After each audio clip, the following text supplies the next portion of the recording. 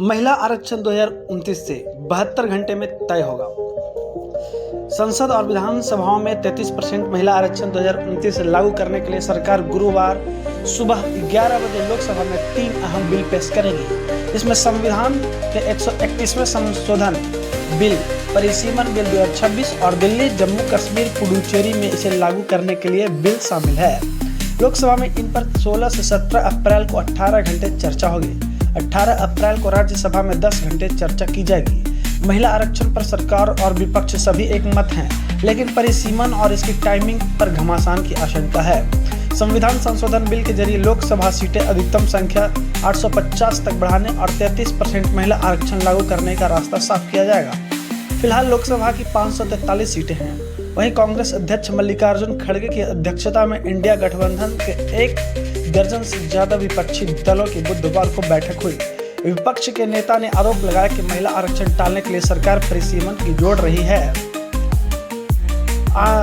3 bill व उनके लिए जरूरी बहुमत। लोकसभा में एनडीए को 293, इंडिया को 234 सदस्य हैं। 7 निर्दलीय समेत 13 सदस्य हैं। 3 सीटें खाली हैं। ऐसे में संविधान संशोधन के लिए सरकार को 67 और सदस्यों को समर्थन चाहिए।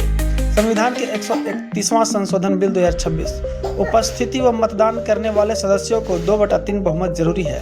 सभी 540 सदस्य मतदान करें तो 360 वोट चाहिए।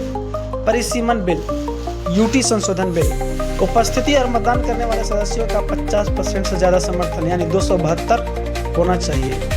एनडीए के पास 293 है। सरकार भर से विपक्ष। बसपा ने कहा 33% में SC/ST महिलाओं को अलग कोटा हो। परिसीमन से किसी राज्य की सीटें नहीं घटेंगी। सरकार। विपक्ष। कांग्रेस अध्यक्ष मल्लिकार्जुन खड़गे की अध्यक्षता में बुधवार को विपक्षी दलों की बैठक हुई। इसमें महिला आरक्षण व परिसीमन के मुद्दे पर रणनीति बनी। कांग्रेस का कहना है कि महिला आरक्षण के साथ हैं। केंद्र की मंशा साफ है तो 543 सीटों पर आरक्षण दे, परिसीमन बाद में हो। सरकार के बिल में यह स्पष्ट नहीं है कि परिसीमन के लिए कौन सी जनगणना आधार होगी, इसलिए इसका विरोध कर रहे हैं। वहीं राहुल गांधी ने कहा जाति जनगणना के बिना ये संशोधन SC/ST OBC के हक की हिस्सा चोरी है। भाजपा 2029 के लोकसभा चुनाव में फायदे के लिए सीटों के बंटवारे में अपने हिसाब से बदलाव चाहती है। हम 2011 की जनगणना के आधार पर परिसीमन को मंजूरी नहीं होने देंगे। परिसीमन से जुड़े संवैधानिक प्रावधान कमजोर किए जा रहे हैं, जिसमें ताकत आयोग के हाथ में होगी, जिसकी नियुक्ति सरकार करेगी। असम, जम्मू कश्मीर में परिसीमन के दौरान सीटों की सीमाएं ऐसी बदली गई कि राजनीतिक संतुलन प्रभावित हुआ। कहीं 25 लाख मतदाता है तो कहीं 8 लाख, कहीं 12 विधानसभा सीट है, कहीं सिर्फ 6 सीट रखी हैं। वहीं मायावती आरक्षण के साथ है पर 33% कोटे से SC/ST OBC के लिए अलग कोटा मांगा है। सरकार ने कहा कि विपक्ष से 2029 से लागू करने की मांग कर रहा था, अब भ्रम फैला रहा है। सरकारी सूत्रों के मुताबिक परिसीमन के बाद सभी राज्यों की लोकसभा सीटें करीब 50% तक बढ़ेंगी। मौजूदा अनुपात को बरकरार रखने की कोशिश करेगी। संसदीय कार्य मंत्री किरण रिजिजू ने कहा कि सभी दल अपनी आशंकाएं सुझाव रख सकते हैं। चर्चा से पहले भ्रम फैलाना उचित नहीं है। 2023 में जब नारी वंदन एक्ट पारित हुआ तब विपक्ष ने 2029 से लागू करने की मांग की थी।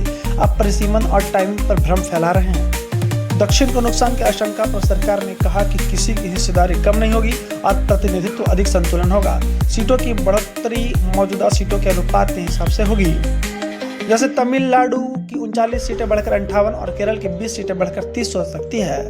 इन संशोधन के लिए 7 आर्टिकल 55, 81, 82, 170, 330, 332, 334A में प्रावधान दिए गए हैं। इससे लोकसभा सीटें बढ़ाने की परिसीमन की प्रक्रिया तय की जाएगी।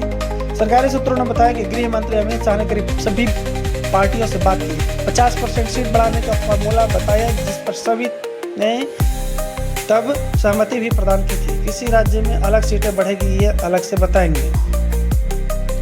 महिला आरक्षण जरूरी क्योंकि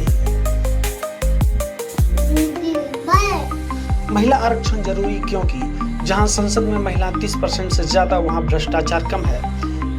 दूसरा है महिला पुरुष भागीदारी बराबर हो तो GDP 27% बढ़ेगी। तीसरा, महिलाओं के खिलाफ अपराधों की रिपोर्टिंग 44% बढ़ती है। चौथा, किशोरियों में अपने करियर को लेकर उम्मीदें 32% बढ़ती है। और पांचवा है महिला सांसद 35 से 40% सवाल स्वस्थ शिक्षा पर पूछती हैं। वहीं दक्षिण में मोर्चाबंदी, स्टालिन बोले आज कल झंडे लगाएं, केंद्र ने न सुनी तो कीमत चुकाएगी। परिसीमन को लेकर दक्षिण भारत में मोर्चाबंदी तेज हो गई है। तमिलनाडु के सीएम एम.के. स्टालिन ने गुरुवार को राज्य में ब्लैक फ्लैग प्रोटेस्ट का ऐलान किया।